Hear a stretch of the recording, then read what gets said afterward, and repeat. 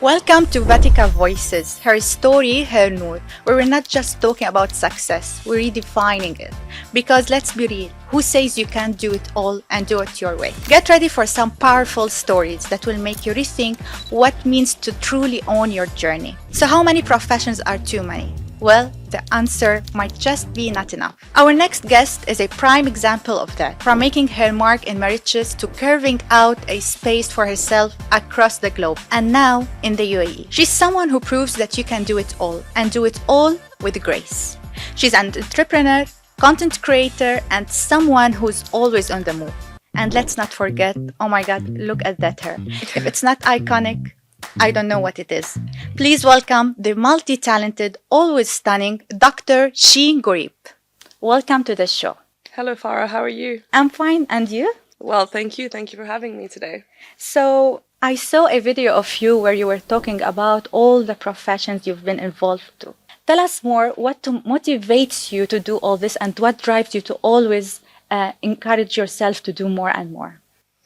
That's a very good question, Farah. I think the way I did the journey was more that every time that I was doing something, and if it wasn't fulfilling something that I wanted, I would think, what's next? So it's never been an active decision to go chase a lot of careers at the same time. It's just that I tried a lot of things and I always know when it's time to pivot into something else. Nice. So, for example, when I started my career in the medical field, I thought I wanted to do this long term. Medical field. Yes. So I have a PhD in That's spinal interesting. surgery, but that's not something that I wanted to see as a career anymore. So then I shifted into consulting, loved the work, but hated the hours. Then I thought, okay, what else can I do? The podcast started during COVID. I really enjoyed it. So then I thought, maybe let's pursue that. So it's always been a question of finding what really drives me and what is my passion. And when you do things that actually fulfills you, it doesn't feel like work. So I am very blessed and grateful that my life today is something that I've designed where I get to do many things that I like doing. So even though I'm working 24/7 and I haven't taken time off in the past 3 years, I absolutely love what I do. And you make it sound effortless. That's so nice. That's so inspiring for all women watching us right now. Thank you, but it is not. It comes with its fair share of challenges, Of but course. you just bounce back. Yeah. Let's talk more about your podcast. Sure. Can you tell us more, like, what is the bigger picture you want to achieve? So I'll take you back to the start of the podcast. It was COVID. My roommate was a YouTuber, so he was already filming. He had a lot of things going on. And I really enjoyed to see the other side of creating content because we consume content every day. And that idea of a podcast was something that was on my mind a lot. But for me, coming from Mauritius, I was the first girl to have gone to both Oxford and Cambridge. And then it became a thing. We were in the news all the time being interviewed. And I kept thinking, why is this happening now? Because it's a bit late for us to have the first girl now to go to Oxford and Cambridge. And then I thought, okay, where is the problem? The problem was access to education. Girls are treated differently when it comes to education. And then when it comes to careers, you have the same issue where women are underrepresented in many careers. And I was so lucky because I was in Cambridge. I was surrounded by really cool people. One of my friends dropped out of uni to become an astronaut. She's currently in space. Wow. So, and I kept thinking these are some stories that you never get to hear. And as someone who comes from a little island, I've never heard any of these careers as opportunities. We all knew medicine, law, that's what people do, engineering. So then I thought, okay, I want to sit down with my friends and let them tell their stories of how they chose these paths. And that's how the podcast was born. Literally the idea of I will bring my friends on, force them to come on and tell their stories about the unique career paths that they're taking. That was season 1. And then it got so much traction that I didn't expect. So then I thought, okay, now let me reach out to people I don't know. And that's how it grew. We've now crossed 125 episodes. We've recorded in 10 different countries around the world. And we've crossed 350 million views, which are things that I never expected to see. But it did happen. And the mission has changed, but at the same time, it hasn't. The mission is still to showcase what success is and the reality of success as well. We want to reframe mindsets of people when it comes to what does it mean to achieve something? What does it mean once you've achieved something? How does your life change? The target is still primarily to help women, but now we've opened the doors a bit to male guests as well, because at the end of the day, we can learn from anybody who's successful. So true, so true. Now, Dr. Sheen, tell us how a girl from Mauritius ended up at Oxford and Cambridge, and then you became Dr. Sheen, one of the inspiring women that trying to make change in the society. That's a very big compliment. Thank you. I think growing up in Mauritius, I was a nerd. I was doing very well in science in school, and I always wanted to become a doctor. But then one of my teachers sat me down and said, listen, being a doctor is very old school. It's old news. It's saturated. There's no career for you in there. Think bigger. Think about something else you could do, and do something that will open the door to a lot more options for you, which was great advice at the time. And I did look into it, and I stumbled upon material science, which was a completely new degree. And it was a mix of physics, chemistry, and maths, which were all the subjects that I really loved. And I saw that in the future, you can either go into fashion, you can go into construction, you can go into medicine. So I was like, okay, great place for me to figure out what I want to do. And then I ended up applying, and I Googled which one was the top university for this course, and Oxford came up. And at the time, it felt like, oh, this is a really impossible dream to achieve. And when you apply to Oxford, if you get selected, you have to go and interview in person before they give you a seat. Yeah. But my sister was already in the UK, so I thought, okay, she knows the place. I've never left the island. I was like, at least I could go and do the interview because she's there. So we did end up applying without any hope. I went for my interview. And after the interview, I remember telling my sister, let's take the long way to return, because I wanted to take it all in, because I don't think I'm coming back. And that's where Harry Potter was filmed. I was a huge Harry Potter fan, so yeah. I was very excited to be there, but I still thought that I wouldn't make it. But alhamdulillah, God worked in mysterious ways, and I did get in. And it was an incredible experience of making it. And when we got in, the first thing they tell you is that they received 100,000 applications for this cohort, and they've only taken 26 people. So it's a very big odds that we fought to get in there. So it was very incredible. And after doing my 4 years there, I did think I wanted to stay in research. So I thought, let me go into a PhD. The idea was actually to stay in Oxford, but the way things worked out, I ended up in Cambridge because that was the actual project that I really liked and I got funding for. And this was with a spinal surgeon to kind of like understand back pain a little bit better, to try and find a solution to back pain. And again, I had the best 4 years of my life doing research. Such a journey. Wow. I know. And the thing is, now looking back, when I tell the story, it looks like it was easy, but it wasn't. It was a lot of things that didn't work out for it to work out this way. But yeah, then I ended up in Cambridge, loved it, another 4 years there. And yeah, honestly, and just yesterday, Cambridge actually emailed me to fill out a form about this alumni award that they're giving me. And it was so interesting. Thank you.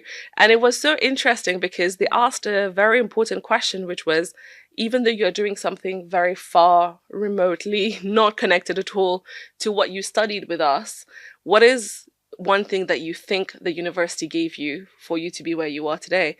And I sat down and I thought about this, and then I started writing it. And it's so interesting because I feel like everything I do now, even as a podcaster, as a business owner, the main thing that I have is the ability to talk to people and being able to interview people and get these nuggets out of them. And all of this comes from my time at university, because the way the teaching works in Oxford and Cambridge is you have to have tutorial one-on-one with your professor, where they literally force you to develop your speaking skills. They force you to sit down and be able to explain yourself clearly. And I got to meet such incredible people. You know, it's obvious.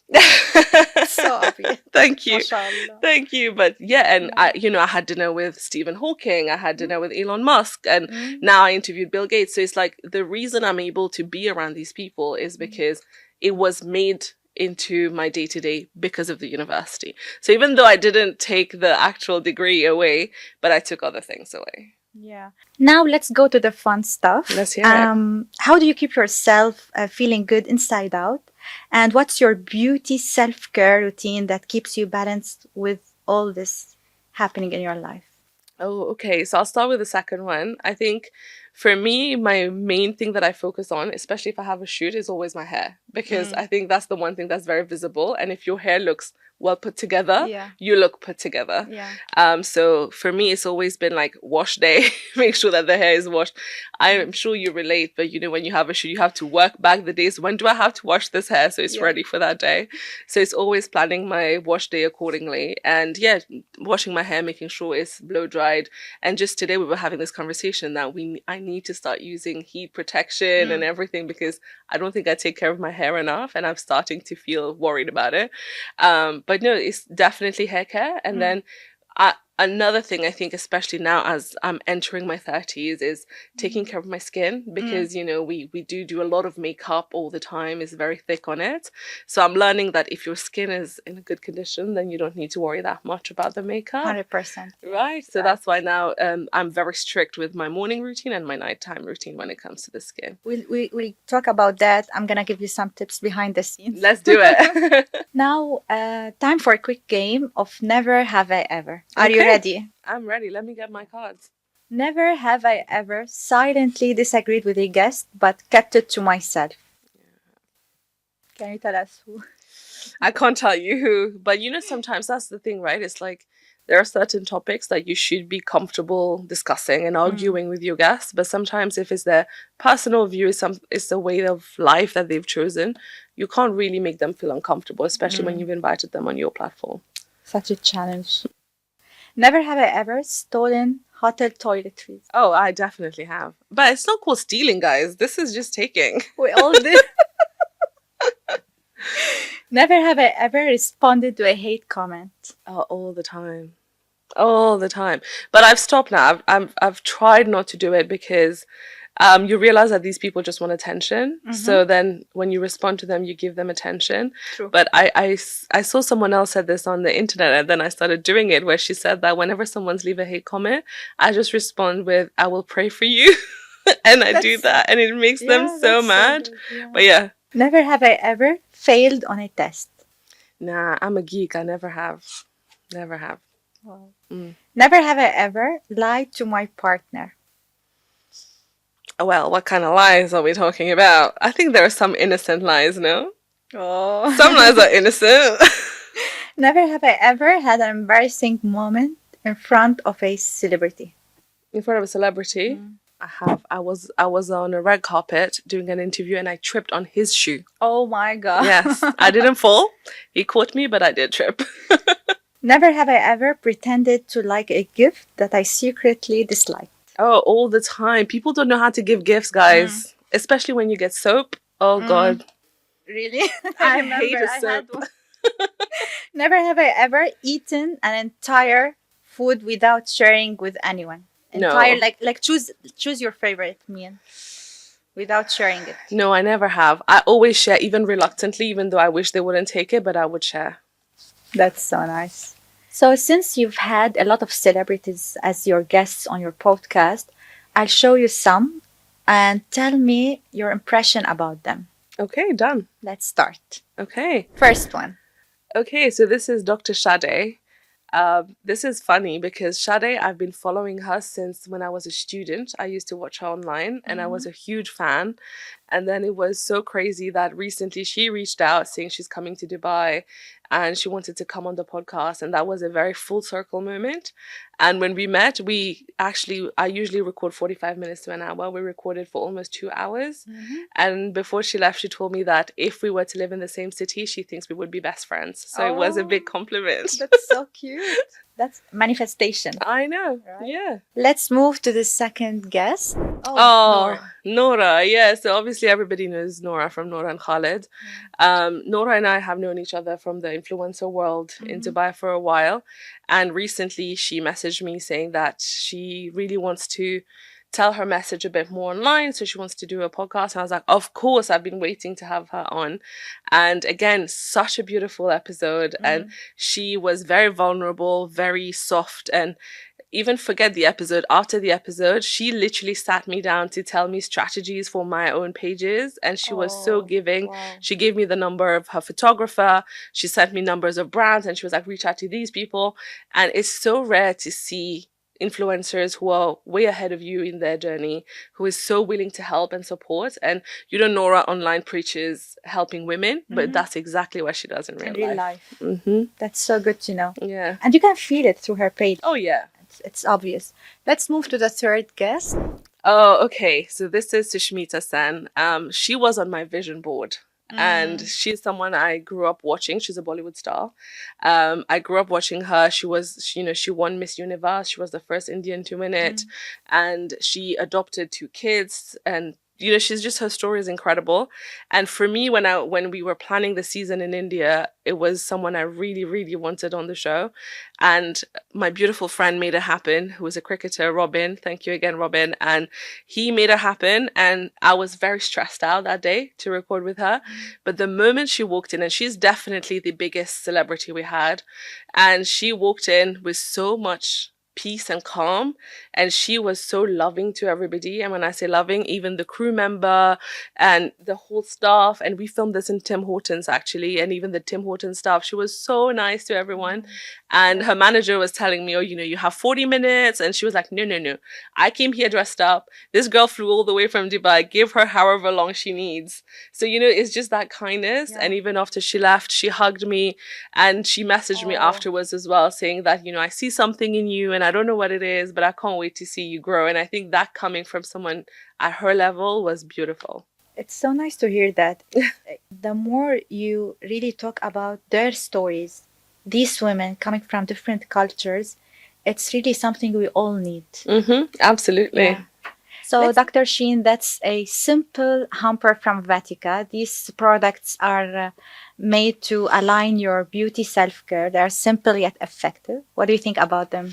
Thank you so much. Honestly, first of all, this looks beautiful. It's very kind of you and Vatika, and I can't wait to try everything. You're most welcome. I want to tell you, Dr. Sheen, we were talking about women empowerment throughout the podcast. What is one advice you give for women out there, especially those that feel all the time overwhelmed? Yeah, I get that question a lot. And I think the main thing I will say is there are a lot of things that are barriers to women in life, but the main problem I think we have is that we are in our own heads. And my main advice is something that I've learned the hard way, and I keep telling everyone, whether they're on my team or my guests, is that you need to get out of your own way. Yes, there are a lot of things that will stop you. A lot of people will say no to you. Don't be the first person to say no to yourself. So I know with the overwhelm, we always say, oh, there's so much to do. Maybe I don't want to do it. When people are trying to sell content, they think, what am I adding new? Everyone else has done it. It's such a saturated market. Why will people listen to me? Don't be the first one to say no to yourself. Let someone else do it. You try it, do your best, and see what happens. And if you're overwhelmed, it's probably because you are prioritizing things that do not feed your passion and therefore doesn't make you feel fulfilled. Always do an analysis of where your time is going. Where are you dedicating a lot of your time to? And if those things don't serve you, you need to reallocate your time. And that's the best advice I think I can give to anybody. Amazing. And reallocate themselves like you did. Transferred from one field to another until you found yourself. Correct. And the best thing that from each field you've passed through, you learned a lot and made you who you are today. Thank you so much for sharing your powerful journey that inspired me personally. I'm so glad to have you. Thank you so much for having me, Farah. It was truly my pleasure. And I'm so glad to see brands like Vatika doing such incredible things to support women. This has been Vatika Voices, her story, her Noor, where we celebrate the strength and resilience of women who are shaping the world one story at a time. Keep inspiring, keep shining, and remember, your Noor comes from within. See you next time.